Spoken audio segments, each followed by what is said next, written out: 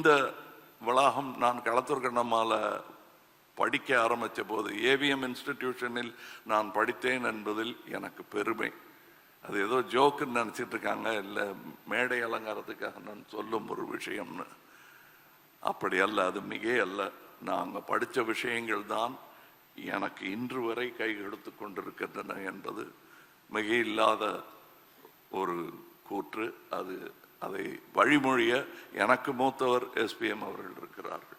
அவர்கள் கற்றுக்கொண்டதெல்லாம் இந்த பள்ளியிலிருந்து தான்.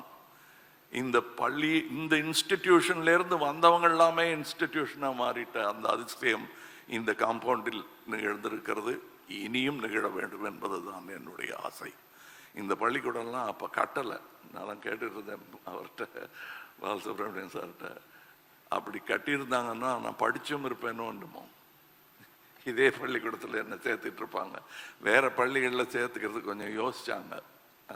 என்னுடைய குணாதிசயம் தெரிந்து என்னை எப்படி வழி நடத்த வேண்டும் என்று தெரிந்த பள்ளி ஏவிஎம் பள்ளி. சிறப்பாக கற்றுக் கொடுத்தார்கள். நான் தவறு செய்யும் போது சத்தமாக சொல்லாமல், நான் நல்லதுகள் செய்யும் பொழுதெல்லாம் என்னை தோளில் தூக்கி கொண்டாடியவர் சரவணன் சார். அது நான் அபூர்வ ராஜபார்வை முடிந்த பிறகு அவர் சொன்னார், நான் இப்படி பண்ணலாம் சார், அப்படி பண்ணலாம் சார், என்ன சார் இப்படி இருக்குலாம் சொல்லிட்டு இருப்பேன். எடுத்து பாருங்க கமல். எல்லாரும் நினைச்சிட்டு இருப்பாங்க எடுத்து பாரு கமல், எடுத்து பாருடா கமல் தான் பேசியிருப்பாரு சரவணன். இல்லவே இல்லை. நான் 16 வயசுல மறுபடியும் அசிஸ்டண்டா சேர்ந்த போது அவர் மட்டும் இல்லை, எஸ்பிஎம் சாரும் என்ன வாங்க கமல் அப்படின்னாரு. ஏதோ தப்பு பண்ணிட்டோம் போல் இருக்கு, என்ன நீங்க வாங்க போங்கன்னு சொல்றாங்களே அப்படின்னு நினைச்சிருந்தேன். அப்புறம் என்ன கூப்பிட்டு சொன்னாங்க, நீயும் இனிமே எல்லாரையும் அப்படியே சொல்லு. நான் இன்னி வரலாம் அப்படிதான் இருக்கேன் சார். அந்த பாடத்திற்கும் நான் ஏவிஎம்ற்கு நன்றி சொல்ல வேண்டும். அது ஏவிஎம் என்பது, நான் அவர் பெரியவரை பார்த்துருக்கேன். அவர் இல்லாத மாதிரியே தெரியாமல் வழி நடத்திய ஒரு முக்கியமான மகன் இவர். அந்த 4 பேரை தூக்கி பிடிச்ச இன்ஸ்டிடியூஷன் தான் அது.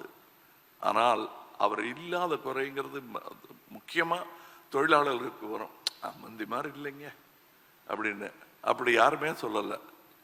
இப்போ எஸ்பிஎம் சார் அவரை இன்னைக்கு வீட்டுக்கு போய் ரெஸ்ட் எடுத்துக்கங்கன்னு பிடிச்சி தள்ளி விடணும். அவரை அங்கே இருப்பாங்க. ஸ்ட்ரைக் இருந்த போது கூட அந்த ஏவிஎம் செடி வாடிடக்கூடாதுங்கிறதுக்காக பக்கெட்ல தண்ணி எடுத்து ஊத்துனவங்க இருக்காங்க.